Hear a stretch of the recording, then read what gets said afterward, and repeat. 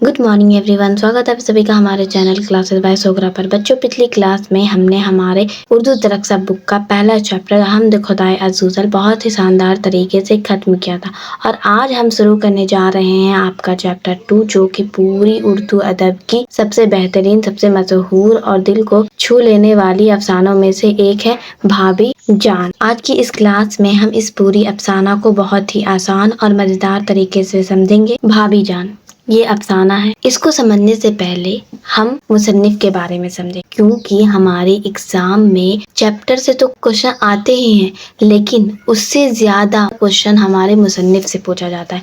तो इसलिए आज हम मुसन्निफ के बारे में समझेंगे। तो सबसे पहले भाभी जान, जिसके मुसन्निफ कौन है? सुहेल अज़ीमाबादी। ये याद रखें और अभी ही इस बात को याद कर ले कि अफसाना भाभी जान के मुसन्निफ कौन है? तो सुहेल अज़ीमाबादी। इनका शुमार उर्दू के अहम अफसाना निगारों में हो। सुहेल अज़ीमाबादी, जिनका असल नाम सैयद मुजीबुर रहमान है। याद रखें कि सुहेल अज़ीमाबादी का रियल नेम क्या है? तो सैयद मुजीबुर रहमान। इनका असल नाम सैयद मुजीबुर रहमान है। सुहेल अज़ीमाबादी का तखल्लुस सुहेल है। अब तखल्लुस किसे कहते हैं ये भी समझते हैं। जब शायर अपने शेर के लास्ट में जिस नाम का इस्तेमाल करते हैं उसे तखल्लुस कहते हैं। और जो सुहेल अज़ीमाबादी थे वो भी एक शायर थे और उन्होंने अपनी इब्तिदाई ज़िंदगी का जब आगाज़ किया तो उन्होंने शायरी ही की थी। अब वो अपने शायरी में के लास्ट शेर में जो नाम यूज़ करते थे, जो तखल्लुस यूज़ करते थे, वो सुहेल है। जैसे लेते हैं मिर्ज़ा गालिब। मिर्ज़ा गालिब के लास्ट शेर में देखिएगा कि गालिब रहता है, तो गालिब क्या है? गालिब उनका तखल्लुस है। उसी तरह सुहेल अज़ीमाबादी भी अपने शेर व शायरी के लास्ट में जिस नाम का इस्तेमाल करते थे वो है सुहेल। तो ये उनका क्या हो गया? तखल्लुस हो गया। और किसी भी शायर की जब शायरी पढ़ी जाती है, शायरी होती है, उसके लास्ट में जो नाम होता है, जो तखल्लुस होता है, उसी की वजह से उस शायर की पहचान होती है। जो शायरी है वो किसकी है, इसी से उनकी पहचान होती है। अब बढ़ते हैं आगे कि सुहेल अज़ीमाबादी की पैदाइश 1911 ईस्वी को पटना में हुई थी। 1911 हिजरी। सुहेल अज़ीमाबादी की जो पैदाइश है 1911 ईस्वी को पटना में हुई थी। याद रखें कि सुहेल अज़ीमाबादी की जो पैदाइश है 1911 ईस्वी को पटना में हुई। याद रखें। अब है सुहेल अज़ीमाबादी का ताल्लुक़। सुहेल अज़ीमाबादी का जो ताल्लुक़ है वो ज़मींदार ख़ानदान से है। मतलब कि इनके दादा परदादा भी जो थे वो ज़मींदार थे, तो इनका ताल्लुक़ जो है वो ज़मींदार ख़ानदान से है। सुहेल अज़ीमाबादी ने अपनी इब्तिदाई ज़िंदगी की शुरुआत जो है, आगाज़ जो है वो शायरी से की थी, लेकिन फिर वो अफसाना निगारी की तरफ माइल हो गए, अफसाना लिखना शुरू कर गए और उसमें काफ़ी मकबूल, मतलब खूब फेमस हुए थे और उनका शुमार जो होने लगा उर्दू के अहम सबसे ख़ास अफसाना निगार। 1 साल की उम्र में वालिदा का इंतकाल हो गया। जब सुहेल अज़ीमाबादी 1 साल के थे तो उनकी वालिदा का इंतकाल हो गया। ये भी याद रखें क्योंकि एग्ज़ाम में क्वेश्चन आता है। फिर जब वालिदा का इंतकाल हो गया तो इनकी परवरिश, सुहेल अज़ीमाबादी की परवरिश उनके नानेहाल में हुई। सुहेल अज़ीमाबादी की परवरिश नानेहाल में हुई। आगे बढ़ते हैं। सुहेल अज़ीमाबादी का आबाई वतन शाहपुर बुधौल जो पटना ज़िला में है। अभी भी वो पटना ज़िला में है। उनका आबाई वतन याद रखें, शाहपुर बुधौल जो पटना ज़िला में है। सुहेल अज़ीमाबादी ने सबसे पहली मुलाज़मत, अपनी मुलाज़मत की जब शुरुआत की थी सबसे पहली बार, तो वो ऑल इंडिया रेडियो में की थी। वहीं से उन्होंने मुलाज़मत करना शुरू किया था। जब उनका तबादला हो गया श्रीनगर कहाँ है? कश्मीर में। फिर वहाँ से वो वापस पटना चले आए और पटना आने के बाद उन्होंने इस्तीफ़ा दे दिया। जब वो मुलाज़मत कर रहे थे ऑल इंडिया रेडियो में, जब ऑल इंडिया रेडियो में काम कर रहे थे तो उनका ट्रांसफ़र हुआ, तबादला हुआ श्रीनगर कश्मीर। जब वहाँ तबादला हुआ उसका तो फिर वापस पटना चले आए। फिर यहाँ आकर उन्होंने इस्तीफ़ा दे दिया। सुहेल अज़ीमाबादी ने एक रोज़नामा अखबार निकाला जिसका नाम था साथी, और वो अफसाना भी लिखते थे। तो उनके अफसानी मजमूए के नाम देखते हैं: 4 चेहरे, अलाव, آدمی کے روپ۔ جو 4 چہرے ہیں ان کے افسانوی مجموعے وہ آزادی کے بعد شائع ہوا۔ یہ کوشچن ہمارے مختصر سوالات میں بھی ہے بک میں کہ 4 چہرے جو کب شائع ہوا تو آزادی کے بعد، یاد رکھیں۔ اب ہے الاؤ، آدمی کے روپ، یہ سب ان کے افسانوی مجموعے ہیں۔ انہوں نے شاعری بھی کی، افسانہ بھی لکھا اور ناول بھی لکھا۔ ان کے ناول کا جو نام ہے وہ ہے بے جڑ کے پودے۔ ان کے ناول کا کیا نام ہے؟ بے جڑ کے پودے۔ اور جو انہوں نے افسانوی مجموعہ لکھا جس میں کافی مقبول اور معروف ہوئے، مطلب کافی فیمس ہوئے، تو ان کی جو تعداد تھی، جو ان کے افسانے مجموعوں کی تعداد تھی، افسانوں کی کتابوں کی جو تعداد تھی وہ 125 تھی۔ اتنی زیادہ کتابیں لکھی، 125 کتاب لکھے ہیں انہوں نے۔ سہیل عظیم آبادی کا انتقال 1980 کو ہو گیا۔ یہ بھی یاد رکھیں کیونکہ مصنف سے ہمارے ایگزام میں سب سے زیادہ کوشچن آتا ہے۔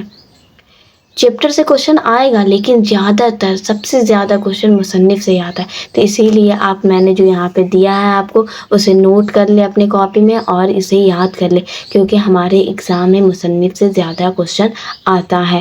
اب چلتے ہیں چیپٹر سمجھنے سے پہلے ہم افسانہ کے بارے میں سمجھتے ہیں کیونکہ بھابھی جان ایک افسانہ ہے۔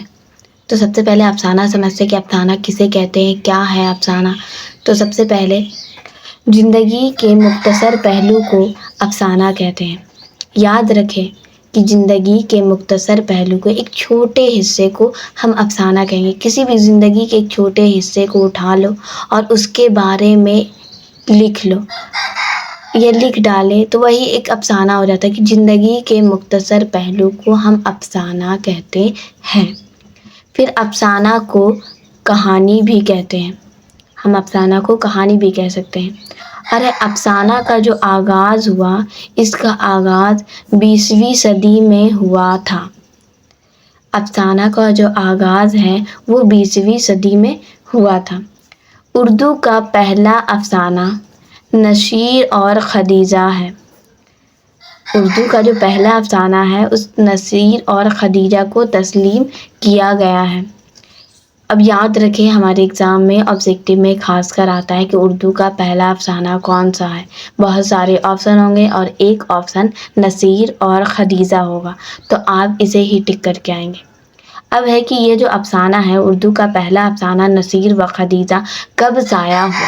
تو یہ جو ہے 1930 کو شائع ہوا۔ اب افسانہ کے مصنف، یہ جو افسانہ ہے نصیر اور خدیجہ کے مصنف کون ہیں، لکھنے والے اس کے رائٹر کون ہیں؟ تو اس کے رائٹر ہے راشد الخیری۔ اس کے رائٹر کون ہے؟ راشد الخیری۔ اب جانتے ہیں کچھ افسانہ نگاروں کے نام۔ تو اس میں آتا ہے پریم چندر، سجاد حیدر یلدرم، عظمت چغتائی، منٹو، راجندر سنگھ بیدی، یہ اہم افسانہ نگار ہے۔ بہت سارے افسانہ نگار ہیں، سہیل عظیم آبادی آ جائے گا، سید محمد محسن آ جائے گا، پھر ہے قمر جہاں آ جائے گا، نگار عظیم آ جائے گا۔ یہ سب کون ہے؟ تو افسانہ نگار ہے، افسانہ لکھنے والے ہیں۔ اب ایک ٹاپک یا ایک پوائنٹ اور ہے جسے یاد کرنا بہت ضروری ہے کیونکہ ہمارے ایگزام میں ہر سال اس سے کوشچن آتا ہی ہے کہ 1936 میں ترقی پسند تحریر کا آغاز ہوا۔ یہ کوشچن ہر ایگزام میں آتا ہے کہ ترقی پسند تحریر کا آغاز کب ہوا؟ تو 1936 کو ہوا۔ یہیں تک تھا افسانہ کا۔ اب چلتے ہیں چیپٹر کی طرف، بھابھی جان کی طرف۔ یہ جو افسانہ ہے بھابھی جان، اس کا ٹائٹل دیکھ کر آپ لوگوں کو سمجھ آ گیا ہوگا کہ اس کہانی میں کسی کی بھابھی کے بارے میں بتایا گیا ہے۔ اگر آپ لوگ ایسا کچھ سوچ رہے ہیں تو بالکل صحیح سوچ رہے ہیں۔ اس کہانی میں بھابھی جان کی کہانی بتائی گئی ہے اور اس بھابھی جان کا نام کیا ہے پتہ ہے آپ لوگوں کو؟ ان کا نام رہتا ہے رقیہ بھابھی، اور اس کہانی کا وہ مرکزی کردار ہے کیونکہ اس چیپٹر میں بھابھی جان کی ہی کہانی بتائی گئی ہے، اس لیے اس چیپٹر کا نام، اس کہانی کا نام بھابھی جان رکھا گیا ہے۔ اور یاد رکھیں کہ بھابھی جان کا نام کیا ہے؟ تو رقیہ بھابھی، اور جس کی یہ بھابھی ہیں پتہ ہے ان کا نام کیا ہے؟ ان کا نام ہے اختر۔ اس کا مطلب ہے کہ اختر کے بڑے بھائی سے رقیہ بھابھی کی شادی ہوئی رہتی ہے، اسی لیے جو اختر کی بھابھی رہتی ہے رقیہ بھابھی۔ اختر کے بڑے بھائی کا نام رہتا ہے ننھے بھائی، اور اختر کے بڑے بھائی کی شادی اختر کی بھابھی رقیہ بھابھی سے ہوئی رہتی ہے۔ تبھی تو اختر جو ہے اپنے بڑے بھائی کی بیوی کو کہتا ہے رقیہ بھابھی۔ یہ جو رشتہ ہے آپ لوگوں کو سمجھ میں آنا چاہیے کہ جو رقیہ بھابھی ہے ان کی شادی ہوئی رہتی ہے ننھے بھائی سے، اور جو ننھے بھائی ہوتے ہیں وہ اختر کے بڑے بھائی ہوتے ہیں۔ اسی لحاظ سے جو اختر ہے وہ رقیہ بھابھی کا دیور ہے، اور جو ننھے بھائی کی شادی ہوئی رہتی ہے رقیہ بھابھی سے، اور ان دونوں کا جو رشتہ ہوتا ہے وہ دیور اور بھابھی کا ہوتا ہے۔ اب جو اختر ہے وہ شاعر ہے، وہ 3-4 دنوں کے لیے رقیہ بھابھی کے گھر آیا ہوا رہتا ہے۔ اب سمجھتے ہیں اس کہانی، اس افسانہ بھابھی جان کو شروع سے سمجھتے ہیں۔ اور سب سے پہلے ہم یہ بتا دیں کہ یہ جو اختر ہے، آپ لوگ کو یہ کہانی ایسا لگے گا پڑھنے میں یا سننے میں کہ یہ اختر جو ہے یہ کہانی بتا رہا ہے، یہ اس نے ہی افسانہ لکھا ہے، لیکن ایسا بالکل نہیں ہے۔ اس افسانہ کو سہیل عظیم آبادی نے ہی لکھا ہے، لیکن سہیل عظیم آبادی نے اس طرح لکھا ہے کہ لگتا ہے کہ یہ جو افسانہ، یہ جو کہانی سنائی جا رہی ہے، جو افسانہ سنایا جا رہا ہے، یہ اختر کے دوارا سنایا جا رہا ہے، اختر کے ذریعے سنایا جا رہا ہے، لیکن ایسا نہیں ہے۔ اس کہانی کے لیکھک، اس کہانی کے مصنف سہیل عظیم آبادی ہے، لیکن انہوں نے اس بھابھی جان افسانہ کو اس طرح سے لکھا ہے کہ لگتا ہے کہ اختر نے ہی اپنی بھابھی کی زندگی، اپنے بھابھی کی کہانی کو بتایا ہے کہ وہ کس طرح ہے، کیا ہے۔ اور یہ جو افسانہ ہے بھابھی جان، اس کا مرکزی کردار ہے رقیہ بھابھی، اور رقیہ بھابھی کو مثال بنا کر، اگزامپل بنا کر لوگوں کے سامنے پیش کیا گیا ہے۔ لوگوں کو یہ بتایا جا رہا ہے کہ زندگی میں کتنی بھی پریشانی آ جائے تو ان پریشانیوں سے بھاگنا نہیں چاہیے، بلکہ ان پریشانیوں کا سامنا کرنا چاہیے، ان پریشانیوں سے لڑنا چاہیے، ان پریشانیوں کو فیس کرنا چاہیے، کیونکہ جو پریشانیاں ہیں وہ ہماری زندگی میں ہمیشہ کے لیے رہنے نہیں آتی ہیں، وہ کچھ وقت کے لیے آتی ہے، لیکن ہم اس پریشانیوں سے کس طرح لڑتے ہیں یہ معنی رکھتا ہے کہ ہم اس پریشانیوں سے تو گھبرا نہیں رہے، اس پریشانیوں سے تو بھاگ نہیں رہے۔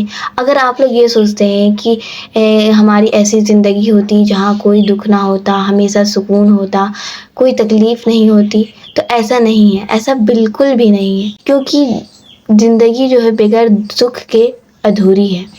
جب زندگی میں دکھ آتی ہے تب انسان کو سکھ کی قدر بھی ہوتی ہے۔ اور اس میں ایون کی رقیہ بھابھی کو پیش کیا گیا ہے، رقیہ بھابھی کے ذریعے بتایا گیا ہے کہ زندگی میں کتنی بھی پریشانیاں آئیں تو ان پریشانیوں سے بھاگے نہیں، بلکہ ان پریشانیوں سے لڑے، ان پریشانیوں کا سامنا کرے، تو خود بخود ایک دن وہ پریشانیاں آپ کی زندگی سے چلی جائے گی، اور آپ کی حفاظت بھی اسی میں ہے کہ آپ اس پریشانیوں سے لڑیں، اس پریشانیوں کا ڈٹ کر سامنا کریں۔ جب بھی آپ کی زندگی میں پریشانیاں آئیں، ان پریشانیوں کو اور پریشان کر دو کہ وہ تمہاری زندگی سے بھاگ کے چلی جائے۔ یہی بات اس کہانی سے لوگوں کو بتانے کی کوشش کی گئی ہے کہ اس میں جو سہیل عظیم آبادی جو شاعر ہیں، سہیل عظیم آبادی جو شاعر ہے اس کہانی کے، اس افسانہ کے، وہ لوگوں کو یہی بتانا چاہ رہے ہیں کہ پریشانیوں سے گھبرائے نہیں، بلکہ پریشانیوں کو اور پریشان کر دو کہ وہ تمہاری زندگی سے چلی جائے۔ اور رقیہ بھابھی کی بھی زندگی میں ڈھیر ساری پریشانیاں تھیں، ان کی زندگی میں پریشانیاں ہی پریشانیاں تھیں، ڈھیر سارے مسئلے رہتے تھے، لیکن پھر بھی ان کی زندگی میں پریشانیاں رہنے کے باوجود پریشانیوں سے وہ گھبراتی نہیں تھی، بلکہ ان پریشانیوں کا مقابلہ کرتی تھی۔ اور یہ جو بات ہے وہ اختر بتا رہا ہے، ایک ایک کر کے ان پریشانیوں سے وہ لڑتی تھی، کیونکہ ان کو پتا ہے کہ پریشانیاں ان کی زندگی میں امتحان لینے کے لیے آئی ہے کہ آپ ان پریشانیوں کو فیس کر پا رہے ہیں یا نہیں۔ ان کو پتا ہے کہ جو پریشانیاں ہیں وہ ہمیشہ کے لیے ہماری زندگی میں نہیں رہے گی، وہ زندگی بھر کے لیے نہیں آتی ہے، ہمیشہ کے لیے نہیں آتی ہے، کچھ سمے کے لیے آتی ہے۔ جب بھی ان کی زندگی میں پریشانیاں آتی ہے تو ان پریشانیوں سے چن چن کر مقابلہ کرتی ہیں، اور ان پریشانیوں میں رہنے کے باوجود دوسرے لوگوں کی مدد بھی کرتی ہیں۔ اس افسانہ میں رقیہ بھابھی کو جلتی ہوئی سما کی طرح بتایا گیا ہے کہ وہ خود جلتی اور پگھلتی رہتی ہے اور اپنی سما سے لوگوں کو روشنی دیتی رہتی ہے۔ اور ہمیں دعا بھی یہی کرنی چاہیے اپنے خدا سے کہ پریشانیاں دے تو ہمیں، لیکن اس پریشانیوں سے لڑنے، اس کا مقابلہ کرنے کی بھی توفیق دے، ٹھیک ہے؟ اب میں آپ لوگوں کو سمجھاتی ہوں رقیہ بھابھی کی کہانی کے بارے میں۔ یہ رقیہ بھابھی ہیں، جو رقیہ بھابھی کی شادی لگی رہتی ہے ننھے بھائی سے، مطلب جب رقیہ بھابھی کا رشتہ لگا رہتا ہے ننھے بھائی سے، تو جو ننھے بھائی کے چھوٹے بھائی ہیں اختر، اور ان کی فیملی، مطلب ننھے بھائی کی ساری فیملی کو ایسا لگتا ہے کہ جب رقیہ بھابھی شادی کر کے، جب ننھے بھائی سے رقیہ بھابھی شادی کر کے جب اس اپنے مائکے سے سسرال آئیں گے اور سسرال کے اس گھر میں وہ راج کریں گی، کیونکہ ننھے بھائی جو ہے وہ پولیٹیشین ہیں، وہ نیتا گری میں لگے رہیں گے، اور یہ جو رقیہ بھابھی ہے وہ آئیں گی اور اس گھر پر راج کریں گی۔ لیکن ایسا بالکل نہیں ہوا، بالکل اس کا الٹا ہوا۔ جب رقیہ بھابھی بالکل اس کا اپوزٹ ہوا، جب رقیہ بھابھی کی شادی ننھے بھائی سے ہوئی تو ننھے بھائی کو راجنیتی کی وجہ سے اور راجنیتی میں یہ الجھ گئے، ان پر مقدمہ چلنے لگا، انہیں بار بار جیل ہوتی تھی۔ جب ان پر ایک مقدمہ چلتا، ایک مقدمے کی وجہ سے وہ جیل جاتے، جب وہاں سے باہر آتے، جب ان کی رہائی ہو جاتی، تب ان پر دوسرا مقدمہ چلنے لگتا، جس کی وجہ سے جو ننھے بھائی تھے ان کو بار بار جیل ہونے لگتی تھی، اور اسی وجہ سے رقیہ بھابھی پر گھر کی ساری ذمہ داریاں آ گئی۔ یہ جو اختر ہے، یہ رقیہ بھابھی کے یہاں 3 سے 4 دنوں یہ جو اختر ہے رقیہ بھابھی کے یہاں 3 سے 4 دنوں کے لیے آیا ہوا رہتا ہے۔ رقیہ بھابھی صبح سویرے اٹھتی، بچوں کو نہلاتی، ان کے کپڑے بدلتی، خود نہا دھو کر تیار ہو جاتی، بچوں کو کھلا پلا کر 7 بجے انہیں اسکول بھیج دیتی، پھر ان کے ملنے والوں کا سلسلہ شروع ہو جاتا۔ طرح طرح کے لوگ ان سے ملنے کے لیے آتے تھے اور طرح طرح کی فرمائشیں کرتے تھے، کوئی ان سے ملازمت کے لیے سفارش کرتا تو کوئی کسی اور کام کے لیے۔ لوگ انہیں بڑے آدمی کی بیوی اور بہو سمجھتے تھے، کوئی یہ نہیں سمجھتا تھا کہ جو رقیہ بھابھی کا جو تعلق ہے بڑے لوگوں سے، وہ چھوٹے لوگوں کی وجہ سے رہ گیا ہے، اور وہ ان کے پاس سفارش لے کر جایا کرتی تھی اور ان کے لیے سفارش کرتی تھی کہ ان کی نوکری دلوا دے، وہ دوسروں کی مدد کیا کرتی تھی۔ اب اختر کہتا ہے کہ بھابھی سے میری جو ملاقات ہوئی ہے وہ دوسری اور تیسری ملاقات تھی، لیکن ان 3 دن میں ساتھ رہ کر یہ معلوم ہو گیا کہ وہ آدمی نہیں ہے بلکہ مشین تھی،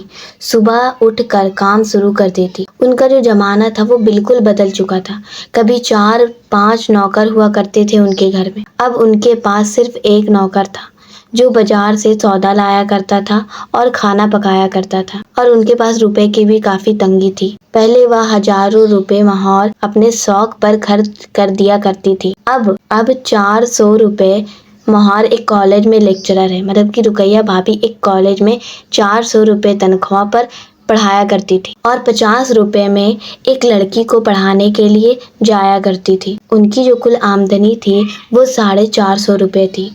انہی 450 روپے میں وہ گھر بھی چلایا کرتی تھی، اور انہی 450 روپے میں جو کچھ بھی بچتا تھا ان سے دوسروں کو مدد کیا کرتی تھی۔ ایک سمی نام کی لڑکی تھی جو بہت ہی غریب، غربت کے باوجود یہ پڑھنا چاہتی تھی اور اسے پڑھنے کا شوق تھا، اور جو اس کے ماں باپ تھے اس کو پڑھانے کے قابل نہیں تھے، وہ اس کو نہیں پڑھانا چاہتے تھے، اور ان کے پاس زیادہ پیسے بھی نہیں تھے، تو جو سمی تھی اس کی پڑھائی کا خرچ رقیہ بھابھی خود برداشت کرتی تھی، خود اٹھاتی تھی، اور ان کے پاس ایک ملازم کام کرتا تھا، تو اس کی جو بیٹی تھی وہ ہسپتال میں بھرتی تھی۔ 2 مہینے پہلے اس کے شوہر کا انتقال ہو جاتا ہے، جو ملازم ہوتی ہے اس کی بیٹی جو ہوتی ہے اس کے شوہر کا انتقال ہو جاتا ہے، اور اس کے گھر میں ایک بچہ پیدا ہوتا ہے اور اس کا کوئی دیکھ بھال کرنے والا بھی نہیں ہوتا ہے، تو جو رقیہ بھابھی ہے وہ خود ہی 2 وقت دودھ کی بوتل لے جا کر اسے دیتی ہے، دودھ پہنچاتی ہے ہسپتال، اور سویٹر اور موزے بھی اس کے بچے کے لیے بنی اور اسے جا کر دی۔ ایک دن سمی رقیہ بھابھی کے گھر آئی شام کے وقت، اور وہ کافی اداس تھی، کچھ کہنا چاہتی تھی لیکن کچھ کہہ ہی نہیں رہی تھی، بار بار اس کے ہونٹ جو تھے وہ کانپ رہے تھے، ایسا معلوم ہو رہا تھا کہ اب وہ رو دے گی۔ تو رقیہ بھابھی نے اسے بیٹھایا، बड़े अदब से उसे बैठाया और उससे बातें की कि बताओ तुम्हारे आने की क्या वजह है। रुकैया भाभी खूब इसरार करने लगी कि बताओ तुम क्यों आई हो, क्या बात है, तुम इतनी उदास क्यों हो, तुम्हारे होंठ क्यों कांप रहे हैं। तब जो सम्मी थी वो रोने लगी। रुकैया भाभी कि रोने लगी तो फिर रुकैया भाभी ने उसे अपने कमरे में ले गई, दरवाजा बंद किया और पूछा कि क्या बात है, तुम मुझे बता सकती हो, क्या तुम्हें तकलीफ है, क्या दुख है, तुम्हें बताओ मुझे। तब सम्मी ने बताया कि मेरे जो भाई है उसके एमए की फीस दाखिल करनी है, उसकी जो एमए के फीस जमा करवाने थे। तो रुकैया भाभी बोली कि बस इतनी सी बात थी, इसके लिए तुम इतना रो रही थी, इसके लिए तुम शर्मिंदा हो रही थी मेरे पास। फिर रुकैया भाभी ने अपनी अलमारी खोली और जो छोटे छोटे सोने की चूड़ियां थी उनके पास, तो वो सम्मी के हाथ में रख दी। और ये जो चूड़ियां थी सोने की, ये रुकैया भाभी ने अपने बेटी रेहाना के लिए 2 दिन पहले ही लाकर रखी थी। छोटे छोटे रकम को इकट्ठा करके उन्होंने अपनी बेटी रेहाना के लिए एक सोने की चूड़ियां बनाई, छोटे छोटे सोने की चूड़ियां बनाई और वो उन्होंने सम्मी को दे दिया। लेकिन वो फिर भी खुश थी, उनके चेहरे पे मुस्कुराहट थी कि वो किसी के काम आ सके। ये जो अख्तर है वो कहता है कि मैं 4 दिनों से रुकैया भाभी के घर आया हूँ, एक जरूरी काम के सिलसिले में उससे मशवरा करने आया हूँ। लेकिन जो रुकैया भाभी है वो अपनी जिंदगी में अपने घर के कामों में इतनी मसरूफ है कि मुझे मौका ना मिल सका। तो वो रुकैया भाभी से कुछ बात करना का सोच ही रहा था तो रुकैया भाभी उससे पहले ही पूछती कि तुम 4 दिनों से आए हुए हो तो कोई बात नहीं की तुमने, क्यों आए थे यहाँ। तो जो अख्तर था वो बात को टालने लगा, कहने लगा कि मैं तो बस टहलने और आपसे मिलने के लिए आया था। तो रुकैया भाभी ने कहा कि तुम्हारी शादी की बात चल रही थी, सुना है कि तुम्हारे घर वाले शादी के मसले पर तुमसे इख्तिलाफ कर रहे हैं। तो फिर जो अख्तर है वो कहने लगा कि जी भाभी, बल्कि मेरी अम्मी चाहती है कि मैं अपने अम्मी की पसंद से शादी कर लूं, लेकिन मैं जो है जमीला को पसंद करता हूँ, मैं उसी से शादी करूँगा। तो जो रुकैया भाभी वो कहती हैं कि ठीक है, जब ऐसी बात है तो तुम जमीला से शादी कर लो, उसे मेरे पास ला कर रखना। जो अख्तर था ये बात सुनकर रुकैया भाभी के किरदार से वो और मुतासिर हो गया और सोचने लगा अपने मन में कि रुकैया भाभी के सर पर इतनी घर की जिम्मेदारियां, बच्चों की जिम्मेदारियां, अब एक लड़की जो है सम्मी उसकी जिम्मेदारियां हैं, वो दूसरों की मदद भी करती है, अब वो जमीला को भी जिम्मेदारियां लेने के लिए सोच रही हैं। ये जो अख्तर है वो सोचता है कि मैं रात की गाड़ी से वापस चला जाऊंगा। जब 4 बजे वो वापस घर आया, रुकैया भाभी के यहाँ आया तो देखा कि रुकैया भाभी के हाथ में एक तार है, एक कागज है और रुकैया भाभी उदास है, उनके चेहरे का तो जैसे रंग ही उड़ गया। रुकैया भाभी काफी उदास और वो चुपचाप बैठी थी। तो जब अख्तर आया तो अख्तर ने पूछा कि क्या हुआ रुकैया भाभी। तो भाभी जो थी वो जो कागज था वो अख्तर के हाथ में दे दी। जब अख्तर ने पढ़ा तो देखा कि उसमें जो नन्हे भाई है उनको और 4 साल की सजा सुना दी गई, जिसकी वजह से रुकैया भाभी परेशान होने लगी, खूब फूट फूट कर रोने लगी, घबराने लगी। जो अख्तर था वो रुकैया भाभी को समझाता है कि आप सब्र करें, ये इम्तिहान है, अगर आप इतना परेशान होंगी, आप इतना रोएंगी तो आपके बच्चे भी परेशान होंगे। आपको इस घर को संभालना है, बच्चों को संभालना है, आपकी बहुत सारी जिम्मेदारियां हैं।